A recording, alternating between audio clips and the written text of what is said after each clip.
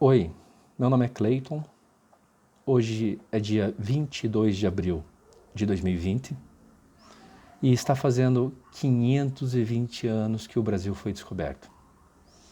Eu vou aproveitar a data de hoje para fazer um vídeo rápido do resumo do Brasil e eu estou usando essa máscara porque estamos passando por uma pandemia, estamos em um período de isolamento social e é para lembrar as pessoas futuramente que nós passamos por isto. Também tem um resumo aqui embaixo que muitas vezes eu vou olhar aqui para baixo para seguir um script. E se eventualmente eu pipocar, errar, sabe? Eu vou seguir em frente porque eu não vou ficar editando o vídeo depois. Em 22 de abril de 1500, Pedro Álvares Cabral chegou com 14 navios no litoral sul da Bahia. Os portugueses se depararam com os índios que, para se aproximarem deles, eles fizeram festas, deram presentes, dançavam junto com os índios, enfim. E depois que eles conseguiram se aproximar, o Cabral ele mandou rezar uma missa e logo em seguida ele partiu para as Índias atrás de especiarias. No início, os poucos portugueses só conseguiam avançar com a ajuda dos índios, porque até também não tinha muitas espécies de interesses comerciais e a bola da vez realmente era a Índia. Então eles não iam ficar perdendo tempo com esse local cheio de macaco, papagaio e índio. Somente em 1530, Portugal ele teve algum interesse econômico aqui devido ao pau-brasil, que já era conhecido faz tempo lá na região deles e era utilizado para corante em tingimento, porque daí sai a tinta vermelha para as roupas reais, etc. Os portugueses exploraram o pau-brasil até quase a extinção. E em busca de um outro produto rentável, em 1534, eles repartiram o território em capitanias hereditárias, que não deu certo. E aí o rei de Portugal resolveu investir dinheiro do próprio bolso, porque os franceses estavam a um passo de se tornarem os donos do Brasil, os senhores do Brasil. Porque os franceses eles não reconheciam a validade jurídica do Tratado de Tordesilhas, porque para o rei da França, ele não concordava que o Adão tivesse deixado o Brasil, o Ocidente, como herança para Portugal e Espanha. Com o investimento do rei de Portugal, foi inaugurado a primeira capital do Brasil, que foi Salvador. E com obras superfaturadas, foi construída Salvador, que depois as obras ruíram, para vocês terem uma ideia da corrupção, como já começou o Brasil, né? Como o açúcar dava água na boca dos europeus e era uma raridade até o século XVI, o Brasil entra no segundo ciclo econômico e iniciam as plantações de cana-de-açúcar em Pernambuco e São Vicente.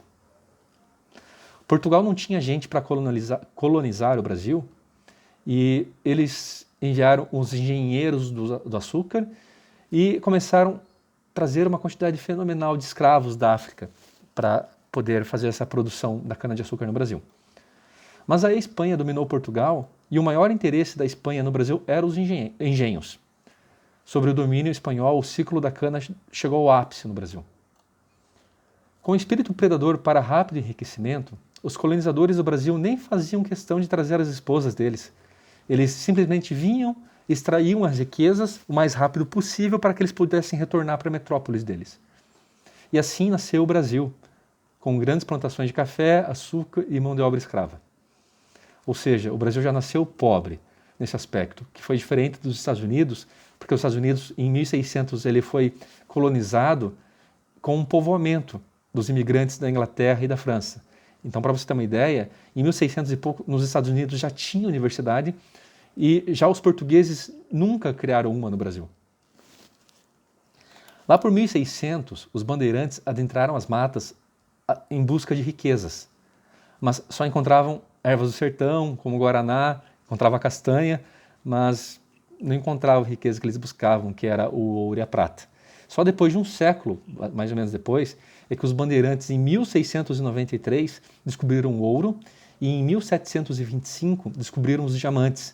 E por isso a região ficou conhecida como Minas Gerais. Durante o século XVIII, metade da produção mundial de ouro e diamantes saiu do Brasil. Com a descoberta do ouro, foi fundada em Salvador a primeira Casa da Moeda no Brasil, em 1694.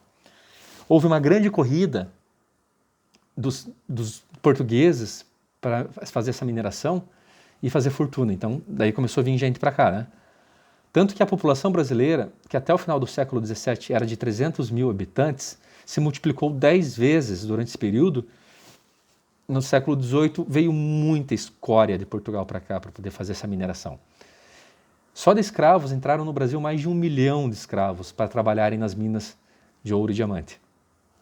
O Brasil foi o maior entreposto negreiro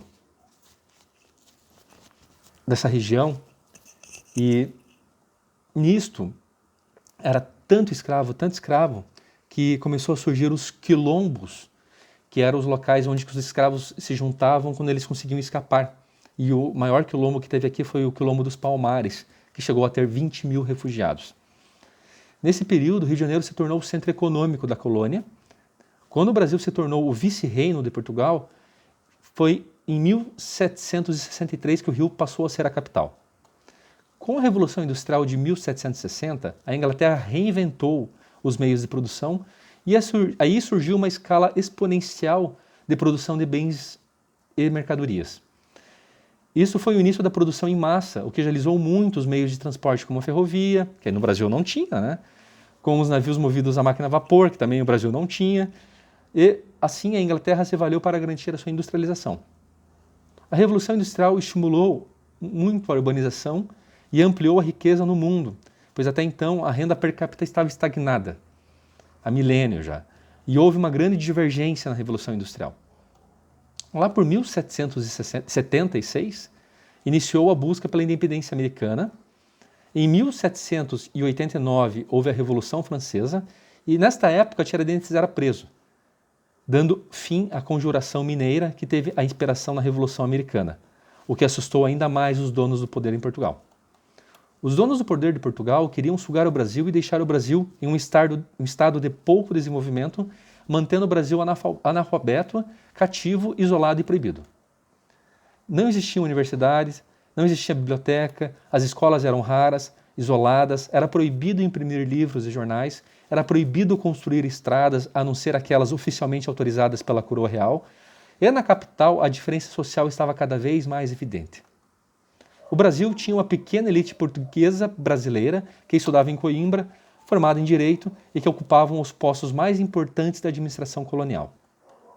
Mas a imensa maioria da população brasileira era pobre, escrava, analfabeta e isolada no território. Ou seja, para a imensa maioria da população do Brasil, até o final do século XVIII, o Brasil não era muito diferente do que o Cabral encontrou em 1500. O Brasil era muito simplório, a economia era muito rudimentar. O acaso, porém, traria coroas na manga. O que lançou a sorte foi que o general francês Napoleão Bonaparte começou a fazer sua expansão da França pela Europa e isto afetou a coroa portuguesa. Napoleão Bonaparte se tornou uma ameaça aos países da Europa e em 1807 o príncipe regente de Portugal, Dom João, ele fugiu para o Brasil trazendo uma frota de navios e nessa frota veio a família real e trouxe entre 10 a 15 mil pessoas da elite portuguesa.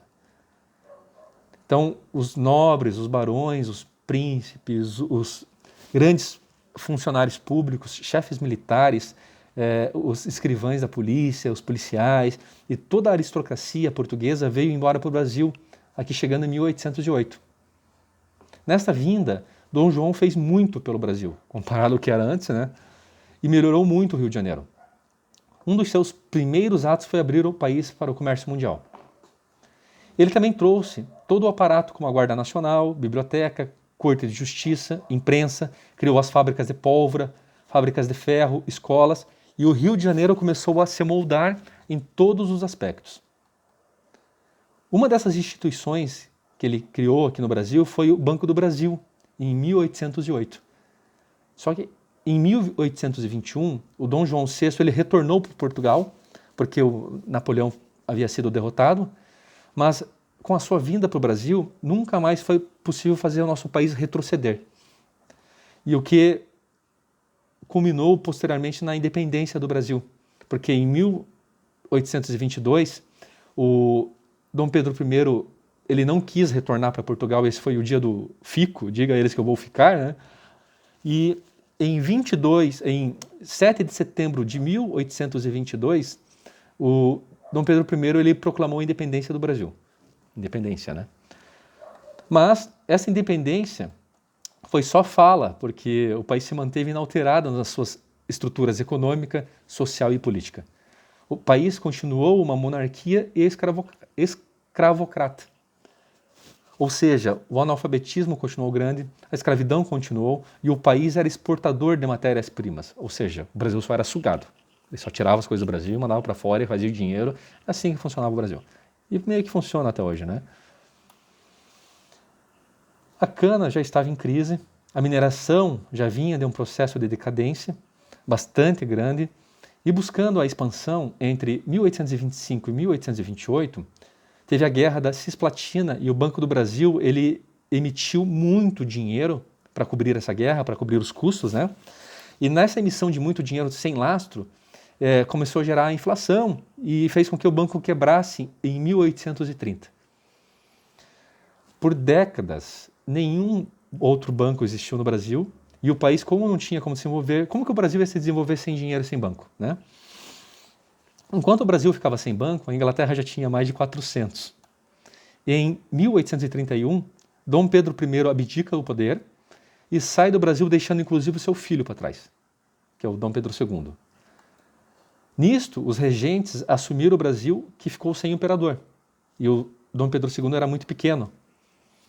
Começou então um período regencial, que foi um período horroroso para essa nação, que já era horrorosa também, né?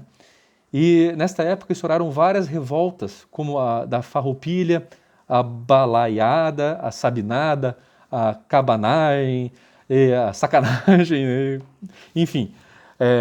E a Câmara ela estava totalmente dividida. Em 1840, o regente Araújo Lima ele assinou uma lei que tirou de Dom Pedro II a possibilidade de assumir o Brasil. Este foi uma tentativa, foi um golpe, na realidade, já que a Constituição dizia que Dom Pedro II só poderia assumir o país com 18 anos e ele estava com 14 anos na época. Concluindo que era golpe, em 23 de julho de 1840, o Antônio Carlos de Andrada decretou na marra a maioridade de Dom Pedro II e em 1841, com 15 anos, Dom Pedro II assumiu o império. Lá por 1840, o café colocou o Brasil na rota do mundo, porque com a Revolução Industrial e a aceleração das coisas, a sociedade passou a consumir mais café, para ficarem ligados, claro, né? E o império de Dom Pedro II é basicamente um império cafeicultor, o que fez crescer novamente o comércio de escravos. Em 1845, a Inglaterra, que até então utilizava muito da escravidão, deve ter até ajudado a inventar a escravidão, eles começaram a abolir isso devido à Revolução Industrial, porque a escravidão foi substituída pela Revolução Industrial, pelas máquinas, né? E acabaram declarando o banimento do tráfico negreiro, e o Brasil começou a sofrer uma pressão enorme para abolir a escravatura. Entre 1845 e 1851, o Brasil teve 328 embarcações abatidas ou apreendidas em alto mar, e teve boicotes internacionais, e a desumanidade chegou a tal ponto que, ao avistar a polícia britânica, os donos dos navios simplesmente jogavam os negros ao mar. Tipo, eles não consideravam a vida nenhuma, né? Já o Brasil dependia do negócio do café, mas sem a escravidão não havia a produção. Esta já era uma era da ferrovia, que no Brasil não tinha, já era uma era da navegação a vapor, que enquanto o Brasil continuava navegando os barcos à vela, e nesse período o Barão de Mauá ele ajudou a inserir a ferrovia, a iluminar, e entre 1850 e 1860 o Brasil começa a se espalhar do Rio para São Paulo, para o Paraná e tomar proporções gigantescas. O Brasil tinha quase que o monopólio da produção de café no mundo. E aqui no Brasil representava 70% das exportações do país e no mundo passava de 50% das vendas do café no planeta. Com a segunda revolução industrial, que foi a tecnológica, né, porque a primeira ali foi a do carvão e do vapor. Daí teve a segunda, que foi da eletricidade e dos motores a combustível derivado do petróleo. Então isso trouxe os eletrodomésticos e trouxe os aparelhos que nós estamos habituados até hoje. Né? Claro que naquela época era diferente, mas foi aí que começou. Então, com essa revolução, Manaus e Belém tiveram um crescimento. E como o pessoal andava muito de bicicleta, né, no mundo, enfim, começou essa época, o pneu ele fez com que tivesse um boom em torno da borracha. Então, essa busca por borracha movimentou Manaus, né? Porém, os índios seringueiros eram escravizados de uma forma absurda. E até mesmo pior que a escravidão dos negros, para extrair a borracha das seringueiras. Devido a essa cultura da escravidão no Brasil, o país ele atrasou muito a revolução industrial, né? E o crescimento, esse crescimento ele foi atrasado porque eles continuavam, quem mandava no Brasil continuava se agarrando a essa necessidade de escravidão. E os grandes barões do café, eles não queriam abrir mão de graça dos negros, dos escravos, porque eles tinham pago por isso na cabeça deles, né? Então isso retardou enormemente o fim da escravidão no Brasil. E o Brasil foi o último país do mundo ocidental a abolir a escravatura. Totalmente atrasado, né? Com a Lei Áurea, teve o fim da escravidão. E em 1888 começou uma grande crise, pois os escravos foram dispensados à própria sorte, sem auxílio nenhum, e as produções pararam, já que eles não tinham mão de obra. E os barões do café também, eles tinham medo da represária dos escravos, né?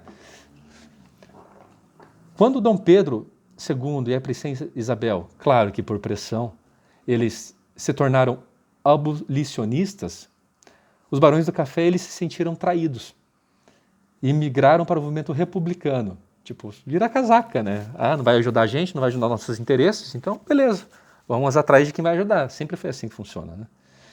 Então, nisso daí, com esse acordo rompido entre os barões do café e o império, desse acordo de uma mão lava a outra, os cafeicultores, os barões do café, eles passaram a apoiar a República e o golpe militar de 1889. Então, em 15 de novembro de 1889, através da mentira de um jornalista chamado Quintino Bocaiúva, possivelmente manipulado pelos caras do dinheiro, que tinha poder na época, e de um militar chamado Benjamin Constant, eles foram até o Marechal Deodoro, que estava de cama, né, totalmente desinformado do mundo, porque o cara estava mal, e eles contaram uma mentira, falando que um cara que o Marechal Deodoro não gostava tinha sido colocado num cargo muito importante pelo imperador. E nessa mentira, o Marechal Deodoro mandou dizer que que agora o país era uma república. E foi o primeiro golpe militar, que foi chamado de proclamação da república, porém, nada mais do que um golpe militar, né? Parte da evolução do Brasil. Então, com o início da república, veio muitas promessas e sonhos. Nas primeiras eleições se escolheria o Congresso, que escreveria a nossa Constituição, e o clima era de euforia em prol da modernidade. Os propagandistas republicanos prometiam ampliar o direito do voto, prometiam educação para todos, separação igreja e Estado, fim dos privilégios da nobreza e transformações muito grandes na realidade brasileira. Ou seja, a velha história de sempre, né? De quem está no poder. No final do Império, a alfabetização havia chegado somente a 12% das pessoas. E não havia nenhuma universidade no Brasil. Pegou como os caras se importavam com o Brasil, né? E se importam até hoje, né? O Brasil é um grande país atrasado, cheio de gente analfabeta e pobre, já que os escravos foram libertados, porém abandonados à própria sorte. Aí veio as reformas. Começou com Rui Barbosa, que trouxe a industrialização, né? No início, houve sim o crescimento em um ritmo maior até mesmo do que o dos Estados Unidos, porque a gente não tinha nada, né? Mas aí houve uma explosão na criação de bancos e com um monte de exagero, né, e imprudência, deu tudo errado. E daí a bolha estourou e tudo começou a cair. O país tropeçou nas suas próprias pernas e desencadeou um processo de inflação junto com uma crise financeira, uma crise bancária, uma crise cambial, uma crise fiscal, enfim, veio o caos, né? Essas crises fizeram frustrar o sonho a tanto tempo guardado desde o tempo do Império, e as promessas de liberdade civis feitas pela República não aconteceram. E a nova República continuava autoritária, prometendo muito e cumprindo pouco. Normal, né? Até hoje a gente passa por isso. Com as chances civis nas mãos, o Brasil opta por seguir o mesmo caminho, mantendo a desigualdade, pois era um país que havia acabado de sair da escravatura, tinha acabado de sair do imperialismo, e nas mãos dos novos republicanos, a opressão continua impondo um monte de coisa proibida. As pessoas não podiam ficar nas praças, não podiam jogar capoeira, etc. Não era preso. Porque sempre a mesma história, né? Só troca o poder. Saiu da mão do imperador, foi para a mão de quem? Foi para a mão dos barões de café, para os caras que tinham poder. E o povo, que se dane o povo. Né? Então, o Brasil era um país populoso, mas com mão de obra e péssima educação. E quando o poder passa para as mãos dos civis, na realidade ele passa para as mãos dos barões do café, que são os mesmos que agiam junto com o império e escravizavam. Foi a famosa política do café com leite. A produção de café retomou com a política da mão de obra barata, né? E nesta época eles começaram a permitir a vinda dos imigrantes, que podiam vir com a possibilidade de passagem e de pequenos empréstimos.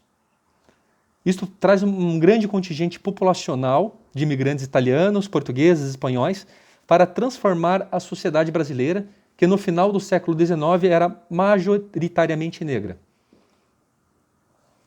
E não foi por acaso que esta grande importação de imigrantes causou o crescimento de São Paulo, que era onde estava a produção maior de café ali, e os imigrantes desembarcavam no Porto de Santos. Italianos, portugueses, espanhóis, alemães, japoneses, sírio-libaneses foram os principais imigrantes que vieram ao Brasil. O impacto dos imigrantes para o desenvolvimento da economia foi muito grande, porque eles vinham e traziam com eles algum dinheiro, alguma economia. Todo o interior de São Paulo teve um crescimento muito grande e o conhecimento e a qualificação dos imigrantes era muito superior aos dos escravos. No início do século XX, as cidades brasileiras se modernizavam e surgiam bondes, carros particulares e até mesmo os primeiros aviões. Além disso, a economia estava mais ajustada. Como o país era um país que era predominantemente desenvolvido pelo café, né, isso foi possível começar a industrializar o Brasil, porque o café era exportado para todo mundo.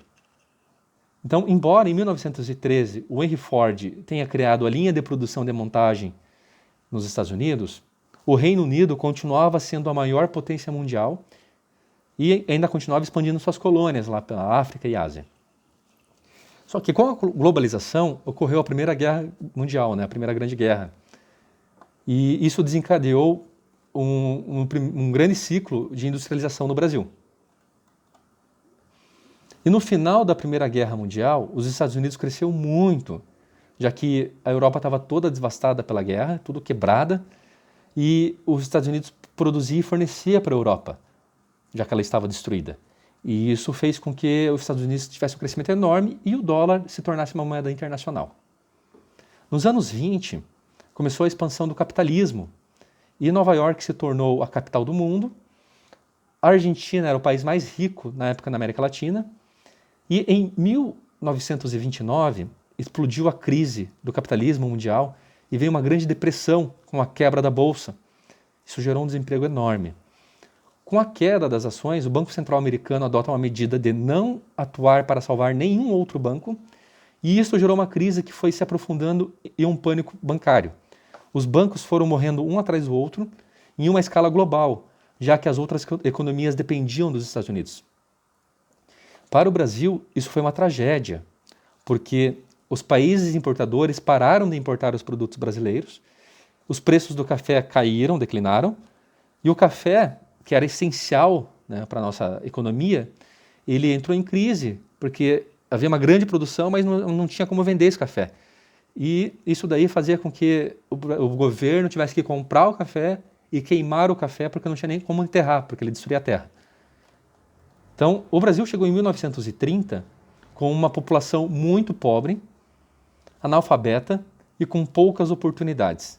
Não tinha sistema financeiro e era um país pobre, primitivo e despreparado para o crescimento.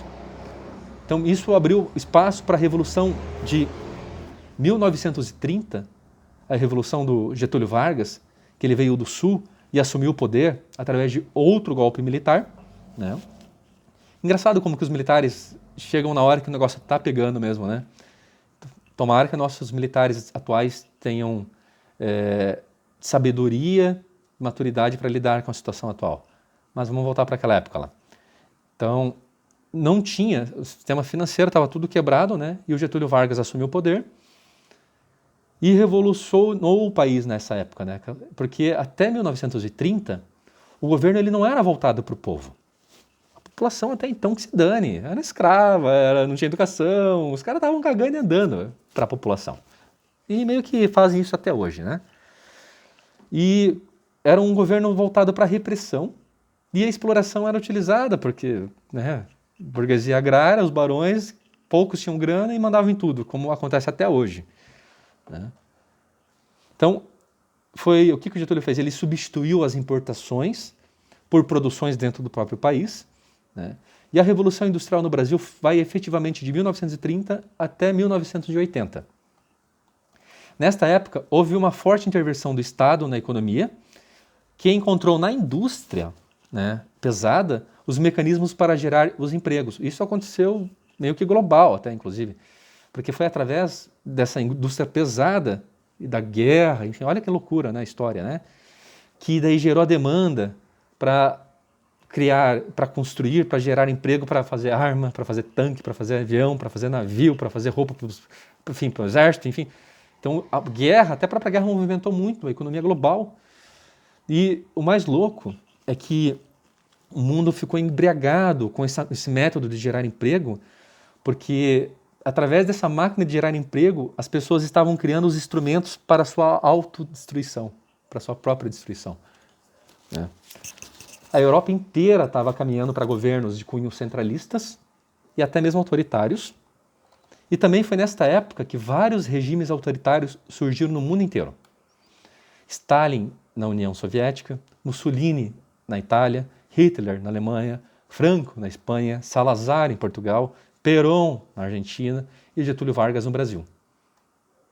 Em 1937, o Getúlio dá o golpe dentro do golpe e nasce o Estado Novo, onde foi fechado o parlamento, abolido os partidos, suspensas todas as liberdades individuais e 2 dias depois surge a Voz do Brasil.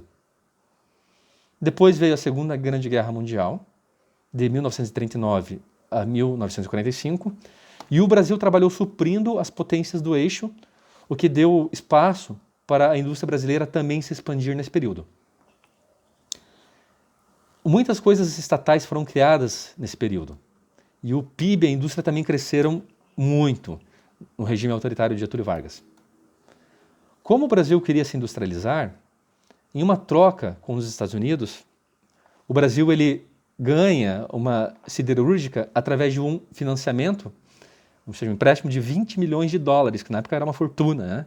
E continua sendo até hoje, para mim seria ótimo, né? Mas, então com esse dinheiro eles construíram uma siderúrgica, que era o que estava faltando para o Brasil crescer, efetivamente. E nessa troca, daí o Brasil ele permitiu uma instalação de uma base aérea perto de Natal, ali no Rio Grande do Norte. Nesta época também surgiram, né, em 1940 mais ou menos, surgiu o salário mínimo, em 41 a Justiça do Trabalho, em 43 veio a CLT, a Consolidações das Leis de Trabalho, e esse projeto foi de encontro com os sonhos e expectativas dos trabalhadores, porque, pô, vamos falar real, né, o que o povo tinha até então. E dessa forma, meio que a força, o Brasil enviou soldados para a Segunda Guerra, para eles irem lutar. Só que em 1945 a guerra chegava ao fim, em 1947 surgia a Guerra Fria, e nesse período, lá em 1944, os Estados Unidos se reuniu já para formar o FMI, surgiu a ONU, o PIB, etc., né? Então, quando os soldados brasileiros eles retornaram da guerra, e quando eles chegaram no Brasil, eles se perguntavam, por que a gente foi lá morrer, lutar pela democracia, e a gente chega aqui e o cara é um ditador? né? Então, por que a gente vai lutar sendo que aqui é uma ditadura? E esses questionamentos fez com que houvesse uma outra mudança. E daí houve um golpe moderado em 1946 e que faz uma outra Constituição que prevê eleições para 1950. Nessa mudança, Dutra começou liberando a economia e isto reduziu muito as reservas brasileiras que tinham sido acumuladas durante a guerra. Em 1 ano e meio depois, ele abandonou essa ideia do liberalismo econômico.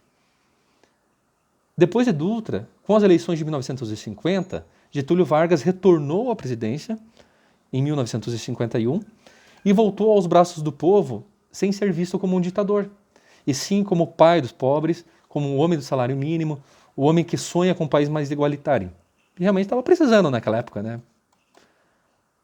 E meio que, não só naquela época, mas sem fazer as lambanças que tanto no governo dele quanto nos governos anteriores ocorreu, né? Nesse momento, o Getúlio Vargas ele começa a optar por opções e questões como a energia elétrica. Ele equaciona a questão do petróleo através do monopólio estatal da Petrobras. Ele criou lá a Petrobras, né? Ele cria o BNDES, ele opta pelo modelo rodoviário que vem com asfalto para a integração do país. Também ele faz um aumento no salário mínimo e começou o começo da indústria automobilística. Getúlio estava sendo associado como um agente comunista na época. Talvez pela elite não estar gostando, não sei qual foi a jogada, que eu não estava vivo naquela época lá, mas começaram a associar ele a isto, o que já aconteceu no passado também com governos recentes, a gente não sabe se tem ligação ou não, né? Porque quem está no poder, a gente não está lá para saber. E a gente é um bando de pau mandado, é um bando de fantoche na mão desses caras que acabam sendo fantoche na mão de outros caras, né? Então, nessa época, um jornalista, ele começou a atacar muito Getúlio Vargas, que foi o jornalista chamado Carlos Lacerda, né? E como o Getúlio Vargas naquela época estava priorizando mais o lado pobre e a elite não estava gostando muito, não sei se esse jornalista, que é o que acontece hoje em dia também, começou meio que ir com umas histórias, né, que foi complicando ali a situação do Getúlio Vargas. E daí um cara que estava próximo de Getúlio Vargas teve a grande ideia, sei lá, de mandar matar o cara. E não sei se o Getúlio Vargas aprovou ou não, se ele esteve envolvido ou não, mas tentaram matar esse cara e nele não acertaram o tiro, pegou de raspão lá, mas acabaram matando um cara que tinha se proposto a cuidar da vida dele. E daí nisso daí começou uma pressão muito grande e o Getúlio Vargas ficou cada vez mais acuado até se suicidar. Então, nesse suicídio foi o que, naquela época, ele causou uma comoção nacional enorme, porque ele ajudou a maioria que era pobre, né? Então, claro que para os outros governos, elites, etc., que não ajudava, o cara estava fazendo uma coisa boa para a maioria, na época, né? E nessa comoção nacional, isso criou uma força tão grande que acabou assegurando a política de continuidade da forma de governar de Getúlio Vargas até as próximas eleições. Em 1956, o Juscelino Kubitschek ele assume a presidência e encontra um país já com um processo avançado de industrialização. Então, Juscelino ele mobilizou o país em torno de um grande projeto, um projeto de um país grande, propondo o crescimento de 50 anos em 5. E daí o Juscelino ele colocou em prática uma ideia antiga já, que era a construção de Brasília, que era trazer a capital, sair do Rio e trazer a capital para o meio do Brasil ali. E isso iniciou um outro grande setor que veio na economia brasileira, que foi o setor das grandes construtoras. Então, sei lá se foi ali que começou essa palhaçada que a gente vê hoje em dia também, porque a palhaçada é desde o começo, na verdade, né? Mas, o cara não tinha dinheiro para construir Brasília, mas foi construir Brasília. Então, Brasília meio que começou fodendo tudo desde o começo, né? Porque daí gerou uma inflação, o cara não tinha grana e foi querer construir Brasília. Então, isso fez com que... Bom, já chegamos nessa parte. Então, ele motivou esse setor, que até foi importante, movimentou a economia, né? É difícil hoje em julgar, né? As coisas aconteceram da forma que tinha que acontecer. E no governo JK ele também atraiu para o Brasil grandes empresas automobilísticas e a economia brasileira mudou de patamar, tendo um crescimento bem acelerado. E a industrialização acelerada e uma interiorização do desenvolvimento, né? Então, de 1956 a 1961, o PIB aumentou em 50%. Só que o governo JK, com isso, ele teve uma imagem muito histórica, muito bonita, muito açucarada, porque no governo dele, né, foi onde que tudo deu certo. Teve otimismo, a inovação com a música, teve o florescimento das artes, com o novo cinema, com a bossa nova, teve a nova capital, né? Ele era o presidente sorriso, né? O Brasil foi campeão da Copa do Mundo em 1958. Então ele foi um período muito estimulante na época do governo do Juscelino Kubitschek. Só que, né, ele não, tipo assim, as indústrias cresceram com uma rapidez extraordinária. Teve a incorporação da massa rural e da massa urbana, que a partir da década de 50 foi muito rápido. E o que sobrou de crítica para o governo JK, que foi a maior crítica, inclusive, foi que ele é o pai da inflação, que eu estava falando agora há pouco. Né? Porque o que acontece? Ele resolveu construir Brasília, mas ele não tinha dinheiro para isso. E uma das forças que impulsiona a inflação é a gastança excessiva do governo, ou seja, ficar criando dinheiro do nada. E nos últimos 3 anos de governo, houve essa gastança excessiva, e por mais que o governo JK ele não conseguiu produzir nenhum sucessor, mas havia as eleições, né, as próximas eleições. E na época dele a inflação já estava em 30%. Então, em janeiro de 1961, o Jânio Quadros, que ele foi o primeiro presidente a tomar posse em Brasília, ele tomou posse já herdando de Brasília toda a herança da inflação que veio junto, gerada pelo governo anterior. Então, de certa forma, isso meio que preparou novamente o outro golpe militar, o terreno para o outro golpe militar de 64, né? Pois já tinha um desequilíbrio fiscal enorme, tinha crise inflacionária, que daí já estava em quase 50% no início do governo de Jânio Quadros, que daí o cara foi lá e renunciou, né, à presidência. Com a saída de Jânio Quadros e todo o caos econômico, veio a entrada de João Goulart, que não era confiável perante os militares, devido à resistência dele, né? A inflação ela dispara indo para 86%, e o crescimento ele se prejudica ainda mais. E esta crise faz acontecer a introdução do parlamentarismo. Tancredo Neves ele convenceu os militares a permitir que Jango assumisse, e depois teve o plebiscito e a reproclamação da República voltando ao presidencialismo. Aí Tancredo Neves tentou pela primeira vez fazer as reformas de base que incluíam os projetos de reforma agrária, história antiga, né, nunca sai do papel, e só usam para manipular a massa, e, enfim. Construção de habitações populares, de infraestrutura urbana e a incerteza, né? Então, assim, a incerteza, tudo isso daí que estava acontecendo na época gerou muita incerteza. E medo, e achismo, especulação, mais ou menos o que está acontecendo hoje em dia de volta, né? Isso fez com que as camadas da classe média e classe alta, elas pedissem a intervenção militar, porque fora do Brasil também estava acontecendo muita coisa ligada ao comunismo, tanto Cuba ficou na mão de Fidel Castro, né? E o país virou uma bosta, e a gente vê a merda que deu. E até outros países, enfim, a galera estava com medo, né? E foi pedir para os militares nos salvar. E aí, com essa intervenção, né, com esse pedido por parte da população, somado com o pé atrás ao comunismo, né, ao caos financeiro,